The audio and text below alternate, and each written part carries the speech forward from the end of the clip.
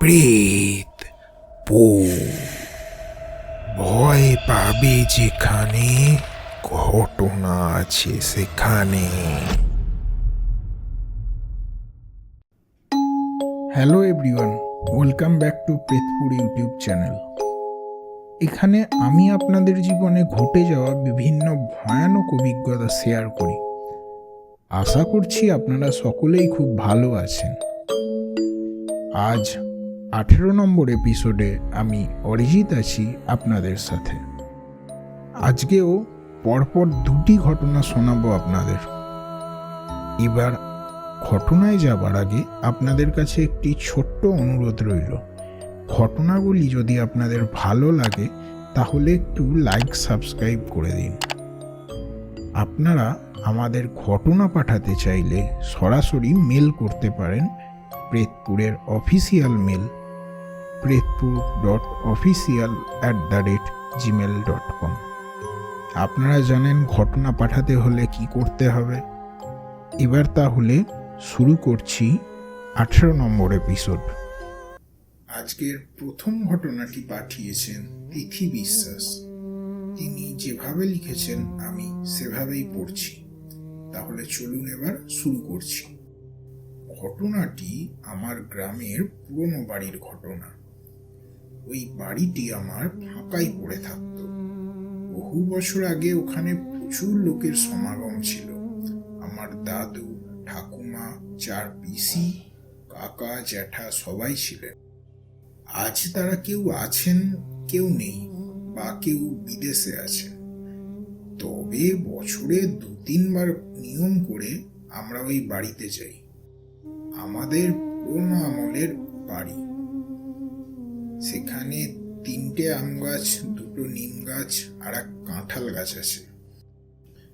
বাথরুমের পেছন দিকে বিশাল বড় বাঁশঝাড়। তো এরকমই একদিন আমরা সবাই ঘরে বসে গল্প করছি। আমার ছোট 3 বছরের মেয়েটা তখন অন্ধকারের দিকে হাসতে হাসতে এগিয়ে যাচ্ছে। আমি জিজ্ঞাসা করলাম, টয়লেট যাবে? ও হ্যাঁ বলতেই ওকে নিয়ে যাচ্ছি এই অন্ধকারের মধ্যে দিয়ে। সত্যি বলতে কি, আমারও তখন বেশ গা ছমছম করছিল। একই শীতের রাত, তার উপর এদিকে একটু সন্ধে নামলেই সকলে ঘুমিয়ে পড়ে। চারিদিকে বড় বড় তাল গাছ। রাত প্রায় 8টা হবে। বাথরুমে যেতে যেতে মেয়ে পাশে কার সাথে হেসে কথা বলতে বলতে এগিয়ে যাচ্ছে। ভাবলাম বাচ্চারা নিজের মনে কত কি না করে। তখন অনেক ছড়াও শিখেছে, সেগুলোই সে শুনতে চাইতো। বাথরুম থেকে ঘুরে এসে আমরা ঘরে পুরনো অ্যালবাম নিয়ে আবার দেখতে বসি।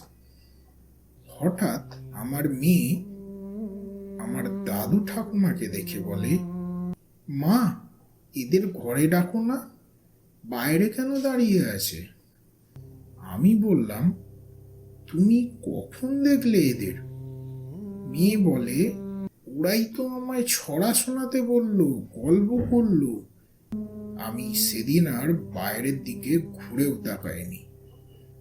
20 বছর আগে মারা যাওয়া মানুষ আবার কিভাবে আমার ছোট মেয়ের কাছে আসতে পারে?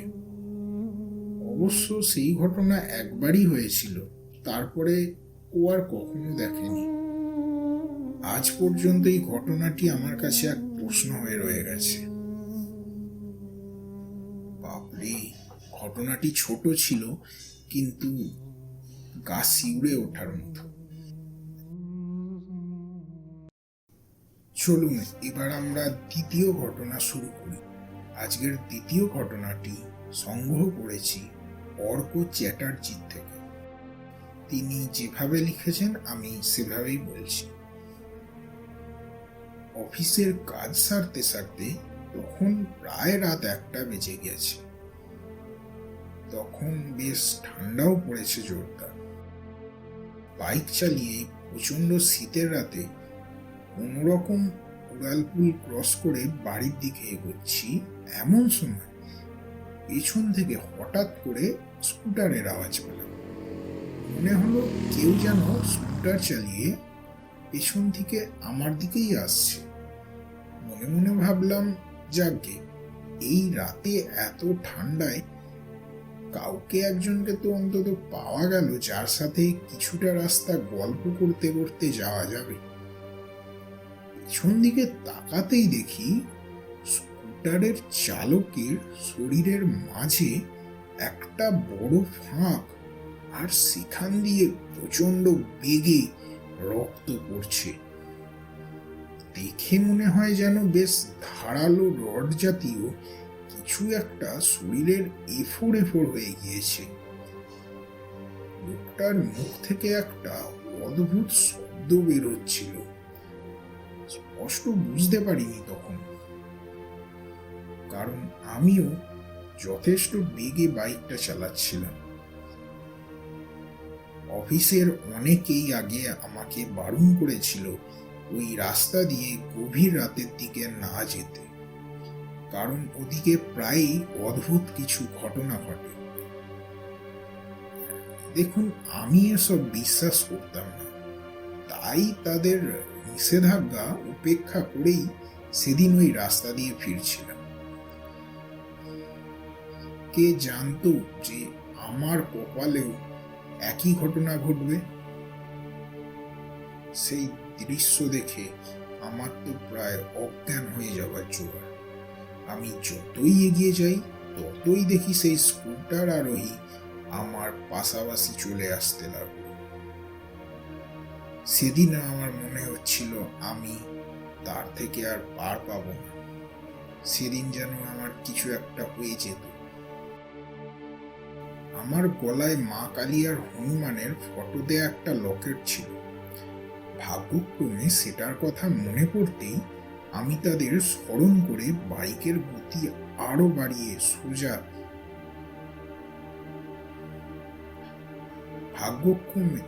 ভাগ্যক্রমে সেটার কথা মনে পড়তেই আমি তাদের স্মরণ করে বাইকের গতিবেগ আরো বাড়িয়ে দিই।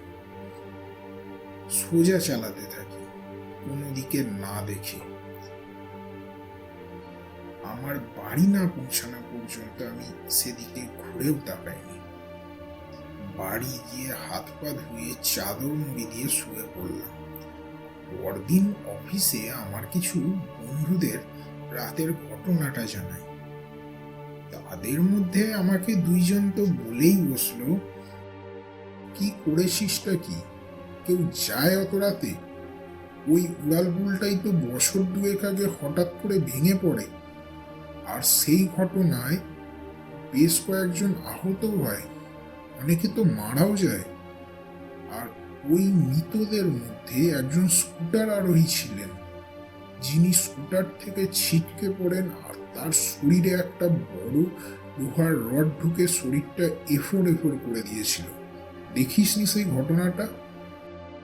লোকটি সেই জায়গাতেই মারা গিয়েছিলেন সেদিন। এটা তো আমাদের এখানে সবাই জানে। আর সেই ঘটনার পর থেকেই এই উড়ালপুলের নিচে গভীর রাতের দিকে অনেকেই সেই অশরীরী স্কুটার আরোহীকে দেখতে পায়। কেউ কেউ বরাত জোরে পালিয়ে বেঁচে যায়, কিন্তু কেউ কেউ এটা সহ্য করতে না পেরে উন্মাদ হয়ে গিয়েছে। আমার তো মনে হয় লোকটার আত্মার সদ্গতি না হওয়াতে তিনি সেখানেই অতৃপ্ত অবস্থায় ঘুরে বেড়ান। যাই হোক, এরপর এসব শুনে আমি আর কখনোই সেই রাস্তা দিয়ে ভুলেও যাইনি। ঘটনাটি এই পর্যন্তই ছিল। আচ্ছা, একবার ভেবে দেখুন তো এই সিচুয়েশনটা। আপনি রাস্তা দিয়ে যাচ্ছেন আর আপনার পাশে একজন বাইক নিয়ে যাচ্ছে, যিনি সত্যি ভাবলেই অবাক লাগে। আজও এরকম ঘটনা আমাদের মধ্যে ঘটে।